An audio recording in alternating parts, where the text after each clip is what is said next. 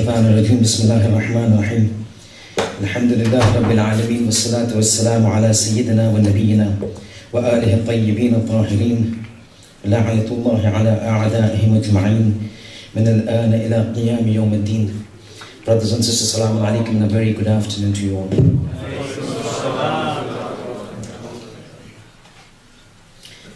Before I commence, you've just heard Brother Nabil identify the topic for discussion, and while I would suggest a different topic, I preferred to opt for this one because it was a little out of the regular. And Nahjul Balagha is a book that talks a lot about societal order. However, since the time I gave the topic, there's been a slight modification because I've added 3 letters before the societal order in parentheses and termed it as Nahjul Balagha and the societal disorder. Having known the topic, before I commence, 2 confessions to make. First, the 30-minute time slot that has been given to me is definitely not enough to encapsulate everything that Nahjul Balagha talks about this aspect and this issue. So what we would be doing is, my eyes would constantly be on the time, and in case I mess out, I know Brother Nabil is over here with his pen and foot, so it's going to come without fail. We will try to stick to the time. Whatever is missed out, as Dr. Ijaz mentioned, he's got his resources. I will present my resources to the organizers should they wish to take it up. That's confession number 1. Confession number 2, the moment I came over here, I was a little taken aback. Nahjul Balagha is not a book that you can read. It is a book that needs to be analyzed. It is an extremely difficult book. And if somebody were to tell me it's a simple book that you could just read, I would take it with a pinch of salt. It is called Nahjul Balagha. Not the correct translation is the Peak of Eloquence. Peak of Eloquence is different, Nahjul Balagha is different. But this book is so high in eloquence that it is referred to as the Ideal Quran. And to read it and to understand it requires a lot of effort. And to speak without flashing it up is going to be immensely difficult. Because as you see, it's an academic conference, and I will all throughout be referring to the Nahjul Balagha. The words and the sentences will just flow up. You need to have it before you to actually know what is happening. So as it says, something is better than nothing, what we will do is we will try to speak it out. If you can grasp it, fair enough. I had prepared the presentation. Since there are no facilities available, we'll have to do and make do with what we've got. But in trying to understand the topic about how Nahjul Balagha and Imam Ali al-Salam approaches the societal order that takes place, there is something that should be understood as to what prompted me to possibly select this topic for discussion. And the topic is primarily inspired because of an event that took place, started around 5 years ago and continued even as we speak, which you and me refer to as the Arab Spring. The Arab Spring, as you remember, started and commenced in December 2010 in Tunisia. And we will refer to that incident that actually kick-started and triggered this entire Arab revolution, which I made a note encompasses from A to Z or A to Z countries in the Middle East, spreading across Algeria, Bahrain, Egypt, Iraq, Jordan, Kuwait, Lebanon, Libya, Morocco, Qatar, Saudi Arabia, Syria, Tunisia, UAE, and Yemen.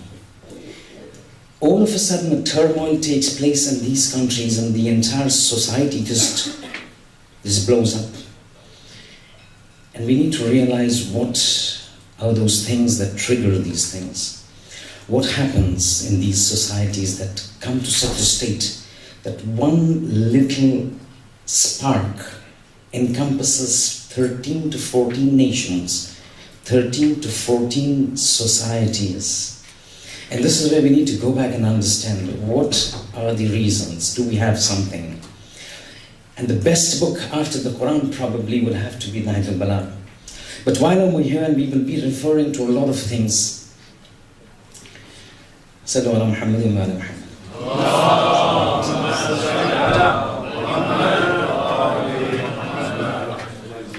And while we will be referring to some of the references in Nahjul Balagha, as an academic conference, it becomes important to set your parameters appropriate. And the book of Nahjul Balagha that I would be referring to would be the one of Subhi Saleh, printed in the year 1414 Hijri in the city of Qom. So all references will be from this book. All those who have been embarking on Nahjul Balagha would know certain khutbah, certain numbers do differ from publishing to publishing and book to book. So this is going to be our book of reference, Subhi Saleh, 1414 Hijri, published in the city of Qom. When we talk about, and what makes things very easy for me is that, Doctor, I just started off something on governance, and that's where I want to take it up. When you look at the term hukuma, and I would translate it into government, one, and I would keep using a synonym in the meaning of a governing machinery, so that it doesn't hurt and sound distasteful to certain individuals. When we look at the governing system and the government pattern, or the hukuma, in Islam, we find it's very different from what the flavor that it has taken over a passage of time. So in the passage of time, if you look at the term hukuma, if you talk about the word government, if you look at the ruling authority, the word, it's synonymous to, say, for example, to authority, to dominance, to suppression, to oppression, to control. Whereas when you go to Nahjul Balagha and you look at what Imam Ali wished to talk about, it's entirely different. It gives a different meaning. So in Nahjul Balagha, and we will give references, it talks about administration. When he talks about hukuma, he talks about government, he talks about governance, he talks about a governing machinery or mechanism. He refers to it as an administration of the people. He refers to it as a means of guidance. He refers to it as a means of love, a means of affection. Something very different from what this word has taken to mean in the general public's mentality. But the thing that we need to understand, and what we will need to, in the latter half, in the second half of the segment that we will be discussing, would be, we will be looking at factors that Nahjul Balagha pulls out, that can be pulled out from Nahjul Balagha, that Imam talks about, that gives us an idea as to what are those factors 1400 years ago that this man of God, this man of divine representation comes forward and gives us, and see whether those things, my apologies, those things that he's mentioned, can it be applicable to understand this Arab Spring that spreads across the entire Middle East and triggers off a wave that encompasses the entire Middle East? And that's what we want to know. As I mentioned, we will not be able to encounter and encompass all the factors, but we will see how much we can go forward. One of the things that we talked about, that when Imam talks about something in the form of governance, meaning administration, meaning love, meaning guidance, not oppression, not subjugation, not dominance. It's a classical example can be given in that letter. I know, the letter number 53, very prominent, the letter of Imam to Malik Ashtar. But there's a letter he's written, letter number 5, that he's written to Ash'as ibn Qais. Ash'as ibn Qais munafiq. And for several years he was the governor in Azerbaijan as a representation or a representative of the third Khalifa. He established a huge hold. When Imam comes to power, first thing he does is he writes a letter to Ash'ar. And look what he mentions over here. And this is what I'm saying, that Nahjul Balagha, you need to see the letters. You need to see the wordings. It's not simple Arabic that you hear and you understand. وَإِنَّ عَمَلَكَ لَيْسَ لَكَ بِتُعْمَةٍ وَلَكِنَّهُ فِي, I will definitely translate. وَلَكِنَّهُ فِي عُنُقِكَ أَمَانَةٌ وَأَنْتَ مُسْتَرْعًا لِمَنْ فَوْقَكَ لَيْسَ لَكَ أَنْ تَفْتَاتَ فِي رَعْيَتِهِ وَلَا تُخَاطِرَ إِلَّا بِوَثِيقَتِهِ وَلَا فِي يَدَيْكَ وَفِي يَدَيْكَ مَالٌ مِّن مَالِ اللَّهِ عَزَّ وَجَلَّ وأنت من خزانه حتى تسلمه إلي ولعلي ألا, and he goes on والسلام. He said, listen, Ash'as, you had been in a position of governance before, but understand how I, as Ali ibn Abi Talib, look at governance. And this is what I'm warning you. And at the end, when he uses the word, he says, وَلَعَلِّي أَلَّا أَكُونَ الشَّرَّ وَلَاتِكَ لَكَ. And I want you to understand, you need to listen to my advice, or else I don't want you to find me one of the worst rulers that you've seen. Because if you don't follow by my ideology, I'm going to come down hard. I'm going to come down very strong. He says, this thing that you have got, this thing that you've got in your hand as a hukumat, as a rule, in terms of a governance, understand, one, saying it's a trust. It's an amana that has been given to you. You're one of the khuzan, you're one of the treasurers of the treasures that Allah has placed in your hand. And third, he says, understand, and this is what comes out of it. He says, you are accountable and you are responsible. Accountable to God, responsible to the people. And this is what encapsulates the entire idea or ideology of Imam when it comes to governance. He says you need to be a person who's in the governing machinery, who's in the government, who's in the hukuma, has got these parameters to understand that he's got a responsibility towards the people and he's got an accountability towards God. And very interesting, in this letter number 5 of Nahjul Balagha, Imam refers to 2 words. Say mustar'an and ra'iyya. Both of these words are derivatives coming from 3 roots. Ra, Ain and Ya, Ra'a. Shaykh Mutahari in his books when he talks about Nahjul Balagha refers to this aspect. Saying the first time you could hear the meaning of, see those who know Urdu, those who know Arabic know, Ra'i and Ra'iyya. Ra'iyya is very simple in Urdu also. Ra'iyyat means the subjects. Ra'i means ruler. So you will find in Islamic terminology when a reference is made to a ruler, it refers to the ruler as Ra'i. And when it talks about the subjects, they're referred to as the Ra'iyyat. Ra'iyyat also said in Urdu. But the first time, this is Shaykh Mutahari saying, the first time somebody used the word Ra'i and Ra'iyyat for denoting and referring to a ruler or the subjects under the ruler was either the Holy Prophet or Imam Ali alayhi salam. The word Ra'a comes, it means protection, to protect. So when you say Ra'i means the protector and Ra'iyyat means protected. Now you understand how the Holy Prophet and Imam Ali alayhi salam used these words for those 2 individuals. The ruler is not referred to as the ruler, he's referred to as the Ra'i. That means now he's supposed to protect.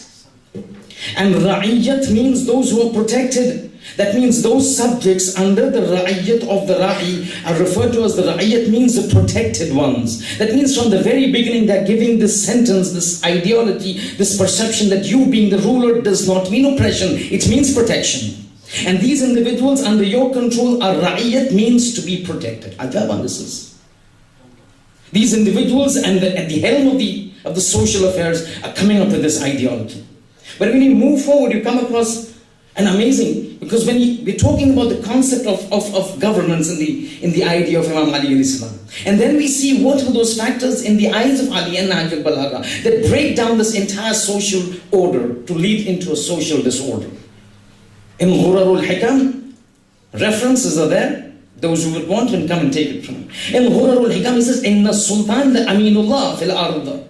He's saying the Sultan that is there, he is the Amin of God. Amina. You used to call the Holy Prophet As-Sadiq Al-Amin. The Holy Prophet says, Ali says in Ghurarul Hikam that Inna Sultan la Aminullah fil Ard. He's the Amin of God upon the earth. He's got 2 responsibilities. Muqimul Adl, to establishment of justice, but in 2 places. See, the concept of a ruler. And that's why we need to understand. We need to understand what Ali knows, considers, and looks upon a social order to find out what goes wrong in that sentence, in those contexts, in those ideologies for the Arab Spring to take place. One little candle or a candlelight to take place. Muhammad Bouazizi, a jobless graduate, taking his vending cart. A police comes, protests that he's not to be there. An altercation takes place. He sets himself on fire in protest against what was done to him. And that starts off 13, 14 Arab countries. The entire rulership dismantled by one action. What was that action? And what were the circumstances in those societies that something triggers something so intense? Governments fall. Societies crumble. Nahjul Balagha talks about it. He's saying this man who's the ruler, who's the ra'i, who's supposed to be the protector, he is Aminullah fil ard. He's the Amin of God upon the earth. Muqimul adl. He has to establish adalat, justice in two places. Fil bilad, bain al-ibad. In the lands, in the boundaries of his government, in the boundaries of his domain, in the boundaries of his saytara. He's supposed to establish adalat and equality. Injustice and persecution need to be removed within the boundary and amongst the servants. That means he has to establish adalat. Now look further what Imam Ali says in Nahjul Balagha when it comes to this. He says, there is when we talk about a society, and my concept of a society has to be a society that is one. And this again I'm picking up. I really do not have that PowerPoint to show to you. But this is extracted from Nahjul Balagha. He says, I want a society. I look for a society. I want to make a society, to manufacture a society, to establish a society that gives peace, comfort, and security to the subjects, to the ra'iyat. Then he says, this stable society that I'm talking about, this is 1400 years ago, brothers and sisters. I'm going to lead you up today's world, the 21st century. He says the society should be such, and the society that I look at, and the society that I want. You know what society it is? That society should be this. يَعْمَلُ فِي إِمْرَتِهِ الْمُؤْمِنِ وَيَسْتَطْمِعُ فِيهَا الْكَافِرِ وَيُبَلِّغُ اللَّهُ فِيهَا الْأَجَلِ وَيُجْمُعُ.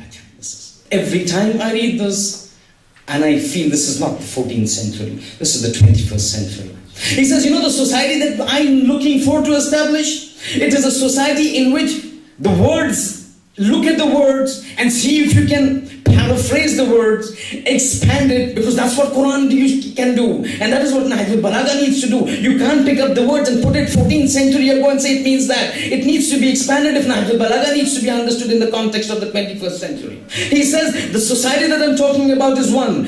يَعْمَلُ فِي إِمْرَتِهِ الْمُؤْمِنِ.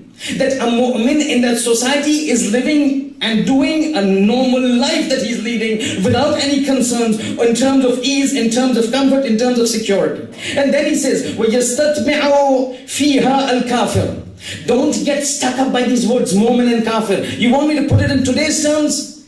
You want me to put it in today's context? You're talking about individuals. He's talking about two kinds of people in a society. One who are the inherent inhabitants of the society, which he refers to as mu'min. In an Islamic government, under an Islamic rule, the mu'min, a person who is Muslim, becomes an inherent citizen.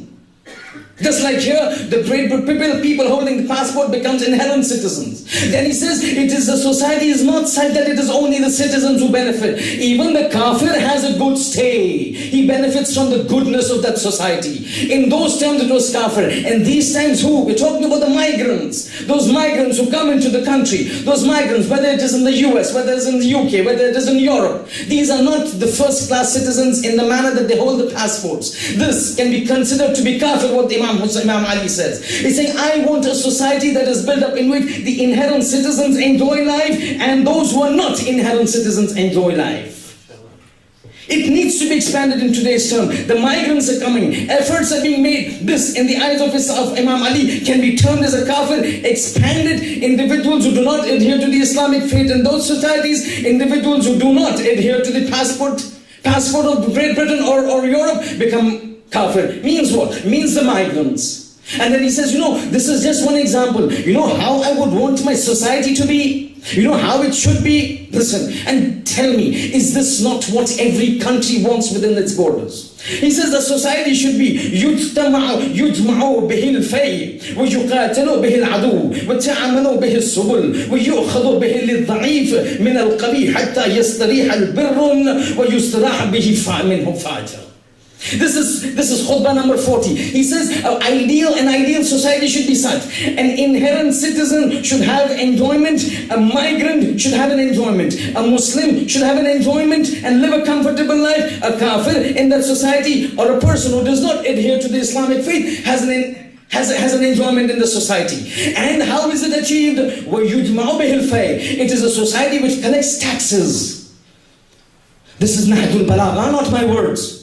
We've got scholars over here, we've got an academic conference. These are words from Nahjul Balagha, with references, with quotes. It's saying, يُجْمَعُ بِهِ فِيهِ الْأَلْفَيْ. Taxes are collected. يُقَاتِلُ بِهِ الْعَدُوِ. And any untoward aggressions towards this region between the boundaries of the society, I repel. This is a society I'm looking for. وَتَعَامَلُ بِهِ السُّبُلِ. And it should be a society in which the roads that lead all over the place, or lead all over the country, lead all over within the boundaries of that entire domain, are safe from all sorts of insecurity. Is that not what every country wants? Further, وَيُؤْخَذُ بِهِ لِلضَّعِيفِ مِنَ الْقَوِيِّ. And this is a society in which if there is an oppressor, there is a mechanism who can take from the oppressor and give it to the oppressed in such a way that the oppressed lives comfortably and the oppressor does not have the comfort that his evil will go unnoticed. Tell me, in today's world, whether it is a third world country or a first world country, you want to use the word, which country does not want this sort of a society? A society that is safe within its boundaries. The roads are safe, security is there, peace is there, taxes are given, everybody lives in social comfort. Who does not want this? This is in the 21st century we are talking about. This man is talking in the 14th century, in 1400 years ago. This is Nahjul Balagha. We talk about Tafsirul Mizan being discussed and studied for 200 years in the house of before its actual value can be understood. You know, that's what it said about Tafsirul Mizan. Allah Ta'ala. It said Tafsirul Mizan, you want to know exactly its value? It needs to be studied for 200 years in the Hausa, analyzed, dissected before you know what Allah Ta'ala has come up. This is the man from whom Allah Ta'ala draws his inspiration. Get me what I'm talking about? This is what needs to be done in terms of Nahjul Balagha. What are you moving further? And then he says, you know what? This is my aim. And then he turns in khutbah, in khutbah number 131. And with references, in khutbah number 131, he says, you know, he turns to God. He says, God, and you know that incident, Ibn Abbas coming, Imam Ali stitching his shoes, old. And Ibn Abbas comes saying, what are you doing? He says, I'm stitching my shoes. Then he says, Ibn Abbas, you know what I value? What is the value of the shoes in my eyes? So Ibn Abbas says, yeah, tell me, Ya Amir al-Mu'minin. He says, in my eyes, the value of this old, tattered, patched, ancient, antiquated shoe is much more than my rule over you. That means, in my opinion, my rule over you does not even come to the standard and the liking of this old, tattered shoe. But yet he takes the hukumat. He says that it has no value in my eyes, but yet he takes the hukumat. In khutbah number 131, he says what? He turns to the heavens with his eyes and says, Allahumma. He says, Allahumma innaka ta'lam. You know. أنه لم يكن الذي كان منا منافسة في السلطان. I have not taken this position of the Khilafah that I right now currently hold. في سلطان. منافسة في سلطان. For the sake of power, I don't want. ولا التماس شيء من فضول الحتام. And I don't want to use it to get those glitter and dazzle that are very ephemeral and fleeting of this world. I don't want. My work is related to Allah. But the reason I have come is, walakin, I have taken this position which I know is going to lead to my martyrdom. I have taken it for what? وَلَكِنْ لِنَّرِدَ الْمَعَالِمَ مِنْ دِينِكَ. So that I can return all those wrong things that have come into your religion, take it out. All those fine things that have been removed, I want to bring it back. لِنَّرِدَ, to return. Narida, return.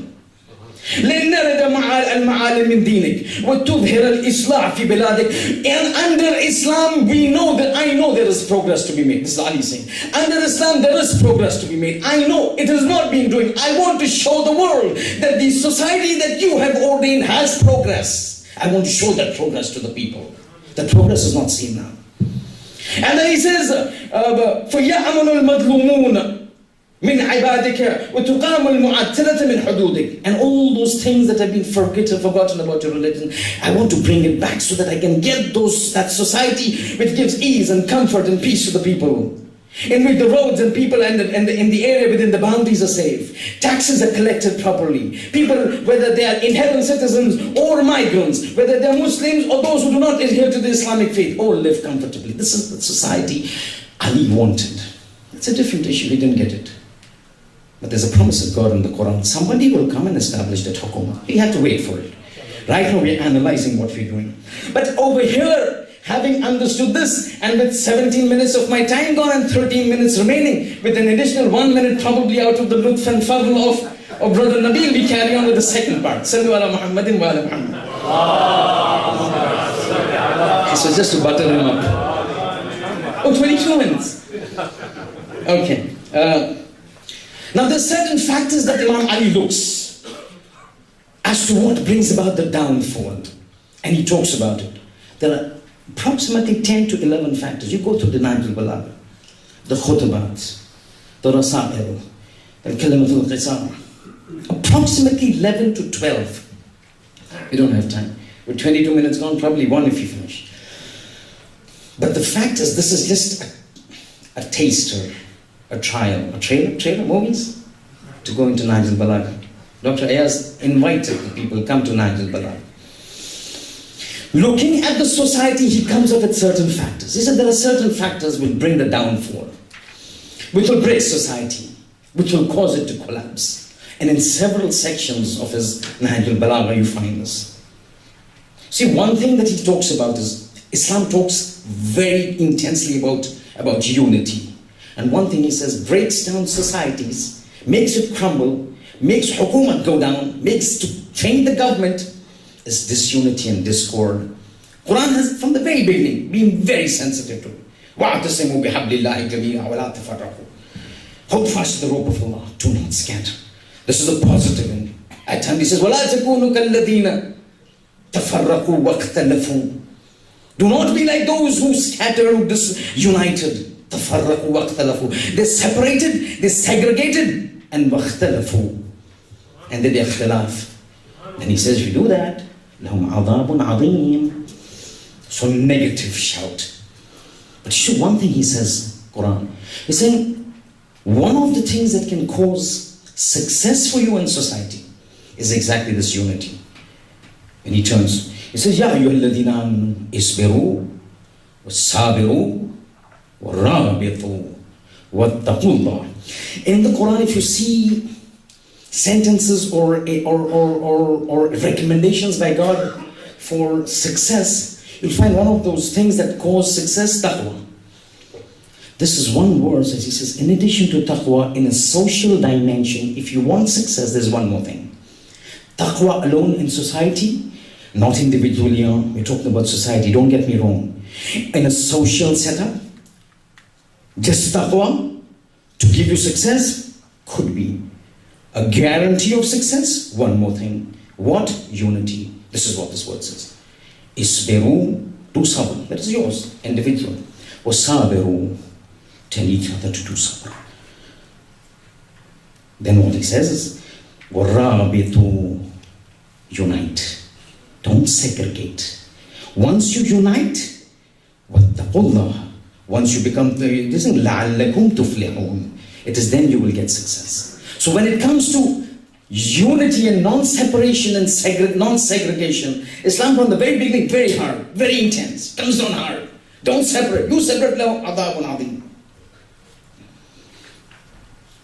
In Kufa, when Imam is there, that is the time, Imam moved his capital from Medina to Kufa once he becomes the Khalifa. And this is exact.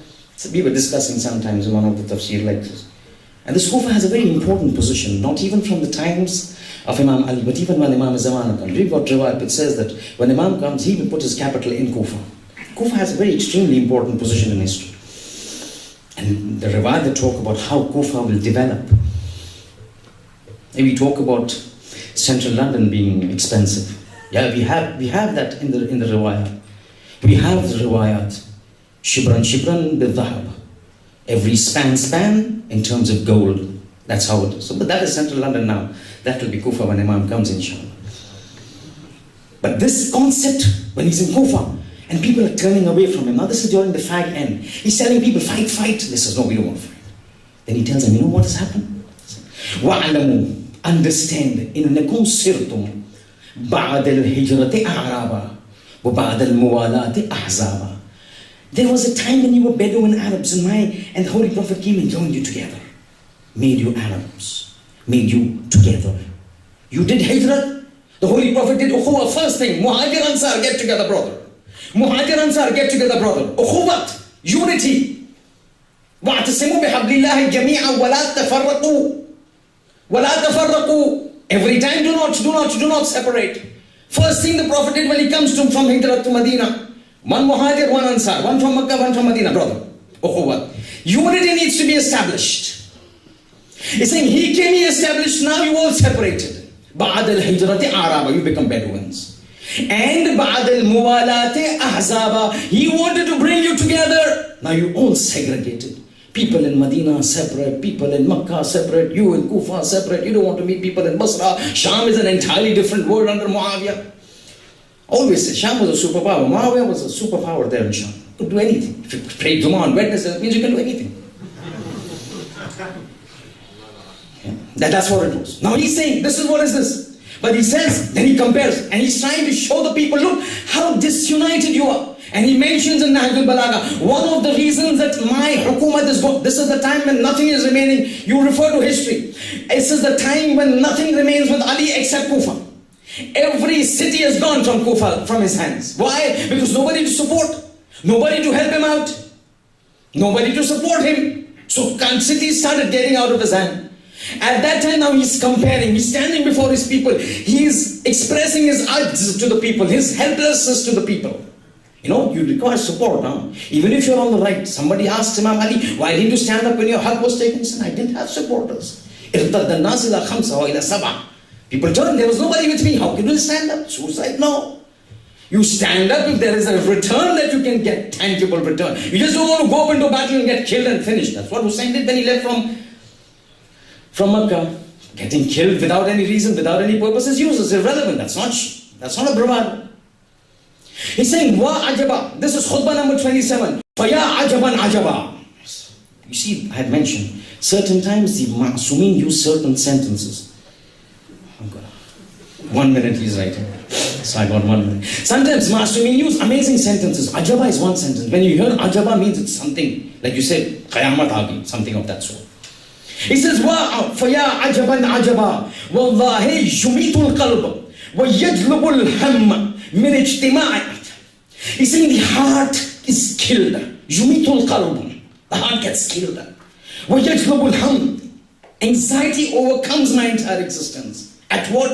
At the thought that مِنْ اجْتِمَاعِ هَؤُلَاءِ الْقَوْمِ عَلَى بَاطِلِهِمْ وَتَفَرُّقِكُمْ عَنْ حَقِّكُمْ. These people, Muawiyah on the batil, I am Imam on the haq.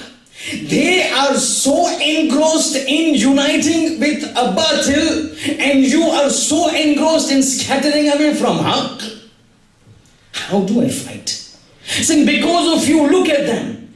They are standing under the banner of Muawiyah, who is batil, yet there is no discord amongst them. He tells them, just as you want to slaughter a sheep, you need to turn to the... 1 minute more.